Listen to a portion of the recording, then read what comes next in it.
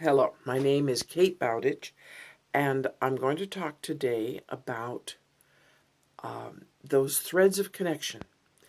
Threads of connection, the very subtle businesses in the world that connect us to people in very, very subtle and interesting ways. So I went to the Goodwill because I love to find treasures at the Goodwill. So I went to the Goodwill, and it was not a particularly treasureful hunt this time, but then something sort of whispered my name, and you kind of feel it right here when that happens. Like it says, "I'm here. Look at me. Look at me." And I saw what I thought was a baseball bat lying in a tray of kitchen forks and knives and sieves and spoons and that sort of thing. But it wasn't a baseball bat. It was a rolling pin. Now, a rolling pin is a pretty simple affair. It's basically a well-shaved log. There are no handles on this rolling pin. But as I pulled it out, wondering why am I reaching for this? I have 3 rolling pins, and I don't do that much baking. So why is my hand going to this? Why is it pulling it? And when I pulled it out, I rolled it, and it was this. Now, that started a hunt. And the story goes like this. On August 30th, 1911, it turns out a couple got married in Harrisonville, Missouri. It was Mom and Dad, but the person who wrote Mom and Dad wasn't born yet, of course. So Olney Morris and Alma Savage were married in Harrisonville in 1911.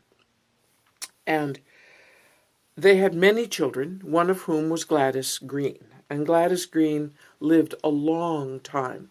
She outlived all of her children. She outlived all of her siblings. And when she died, she had a legacy of many grandchildren and great-grandchildren. One of those grandchildren, through many ways, and it's in the rest of the story, in the written part, one of those grandchildren remembered that her grandmother wrote on everything. She wrote the lineage of everything in her house. And then when she died, a bunch of stuff got boxed up and accidentally sent to secondhand stores without being opened or looked at.